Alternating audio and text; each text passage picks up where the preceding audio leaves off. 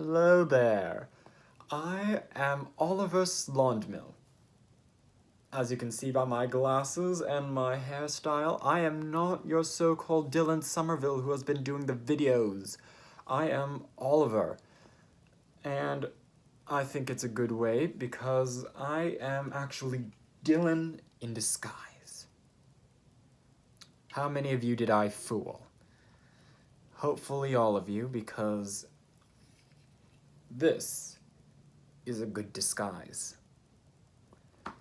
Because it's going straight into it, I'm going to be ranking all of Count Olaf's disguises.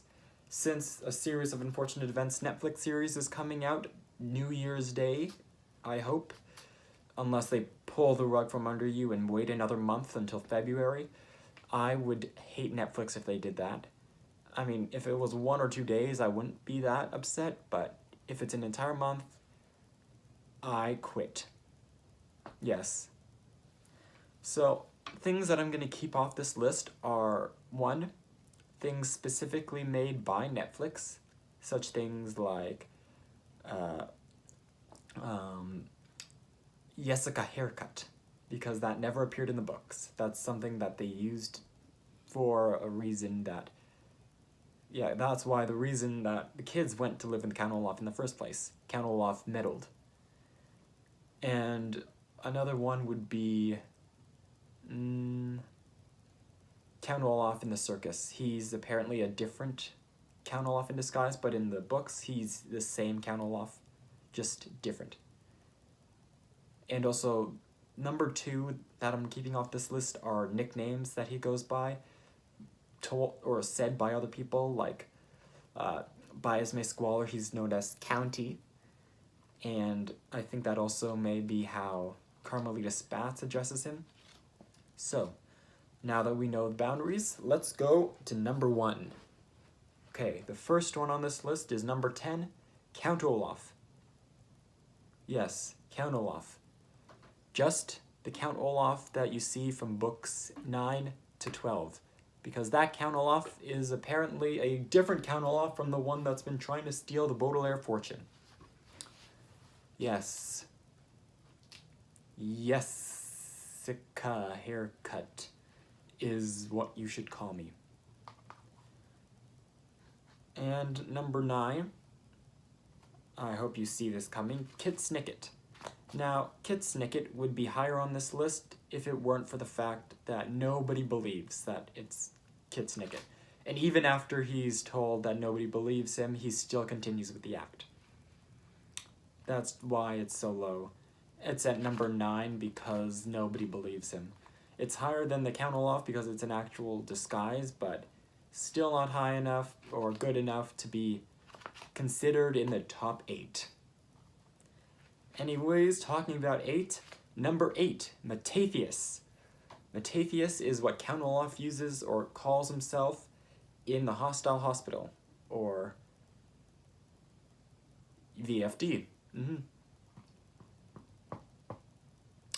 So, if you don't know this, in the series Unfortunate Events Netflix series, they add medical school, so he's Metatheus Medical School. But medical school is not in a series of Unfortunate Events book series. He's just Metatheus, the doctor.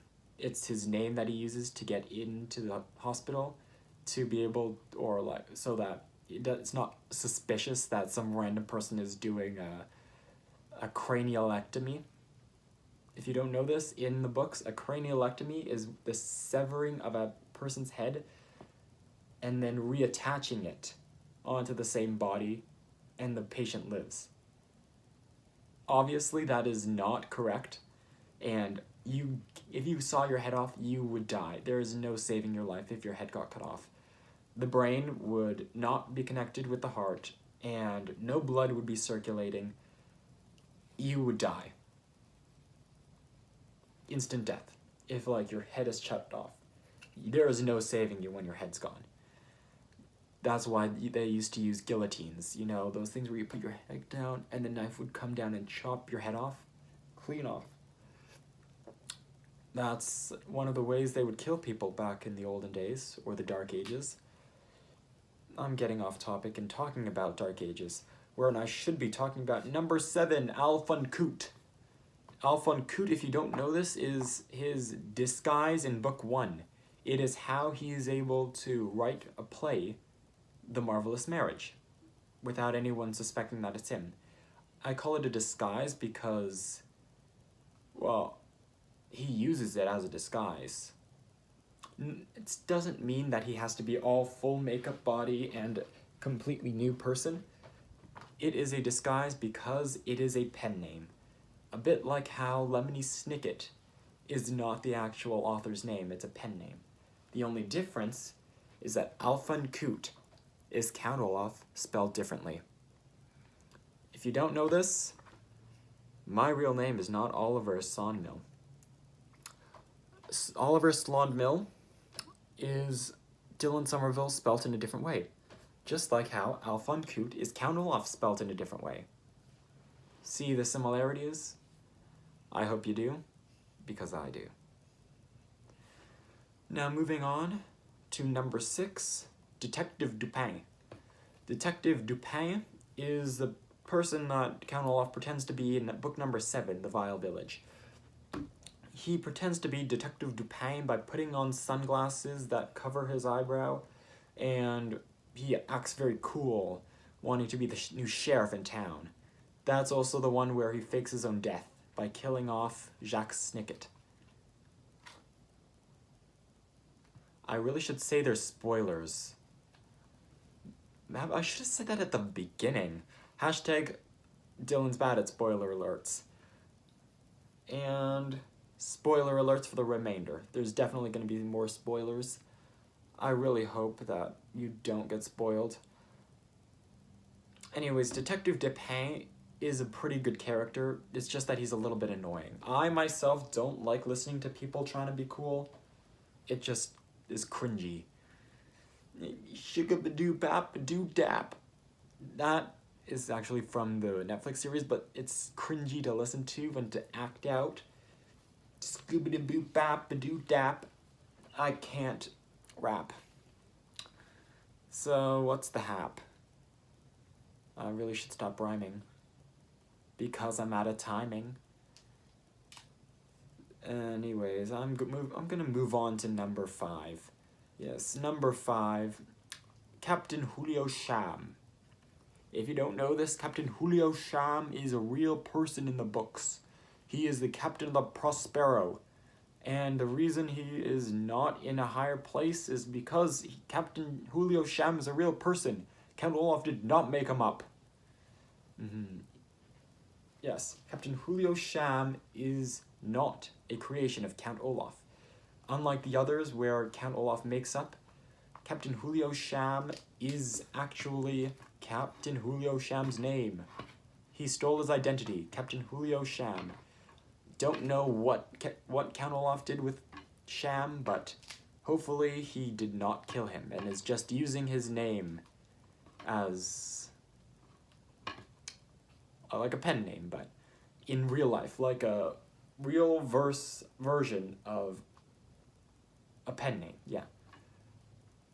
You don't really know what happened to the real Captain Julio Sham, you just know that he's no longer in the picture. Or at least never is in the picture. So, I actually would have put him higher if Captain Julio Sham wasn't an actual person, he made him up. The way that he hides his tattoo is a pretty interesting way by pretending that his leg was cut off, so you can't see that there is a tattoo, so there's no way of proving it. But eventually he is thwarted. And yeah. Moving on to number 4. This is the only other time that Count Olaf pretends to be a woman. And actually, if you see a picture of it online, he is freaking dementing. In the books. In the Netflix series, he's not as scary. He plays Shirley T. Sinois-Pessé, a French secretary. If you don't know this, Shirley's last name, T. Sinois-Pessé, is receptionist spelled backwards. See all of these different types of uses and spelling things in different ways? Obviously, they did not use Ticinois Pesser. It's in the Netflix series. They just changed it to Saint Ives. Which, now that I think of it, says Saint Ives. Ives. Sevitz. Backwards. I hope I got that right. Tell me in the comments what St. Ives is backwards. I'm pretty sure I can figure it out, but moving on, I should say why I think surely Ticinois is there. It's because Cinois Pesser is a beautiful way. I can't even fake this. Surely Ticinois is there only because everything else is above it, and everything below it is better. Like Stefano at number 3. Stefano at number 3. Mainly because he is sort of found out, but for the wrong reason. I mean, Uncle Monty finds him out, but he thinks that he's from the Herpetological Society, trying to steal the incredibly deadly viper. Or the IDV. So, he's not in 2 or 3 because the other 2 are better. And Stefano, I find, is an interesting character, very badly portrayed in the movie, awesomely portrayed in the Netflix series, staying true to the books, because in the books, yes, he does have a long beard, he's bald, and he wears large glasses. Stefano is the weird character. He's awkward, just like they portrayed him in the Netflix series. And that is why Stefano is at number 3. He's an interesting character that Count Olaf came up with.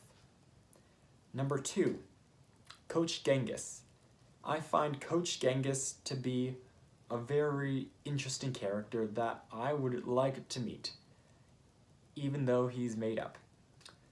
The way he hides his identifying features are very creative. A very good way to show off his imaginative side. He has a turban that just goes below the eyebrows, or his eyebrow, so that you can't see that he only has one eyebrow.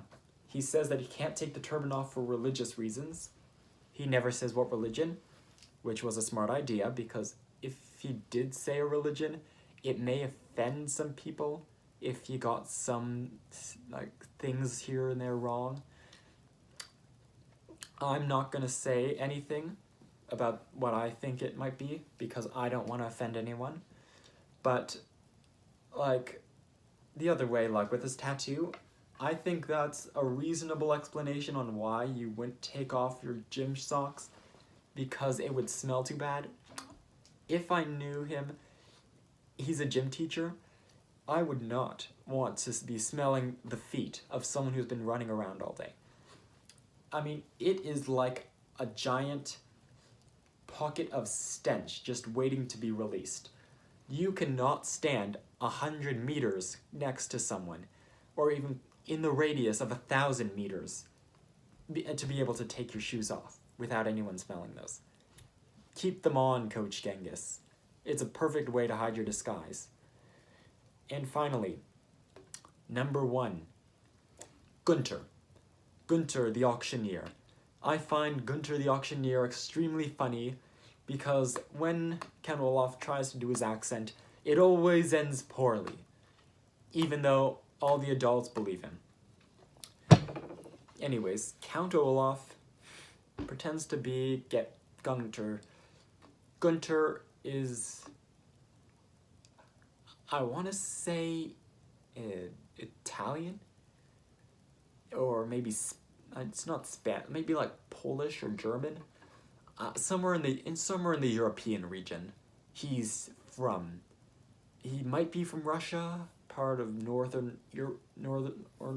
northeast, northwest Asia, Europe area. But Gunther is an interesting character that he could build upon. He's an extremely funny and interesting character that I would meet, or want to meet. That's why Gunter is at number 1. Now, please, tell me, what would you rank these characters in? Is there any of the disguises that I thought that aren't supposed to be on here that should be on here? Put all of those in the comments down below. I'm not going to be making YouTube videos as often now. I'm basically just doing them for the fun of it, and so that people can watch these videos. I know that I want to watch videos of things before they even come out, and then it's like, oh, why can't I find them? I need closure, or I need to talk to someone about it, or listen to someone talk about it. Obviously, you probably haven't made it this far, so just like this video and subscribe. Watch some of my other videos, and I'll see you later.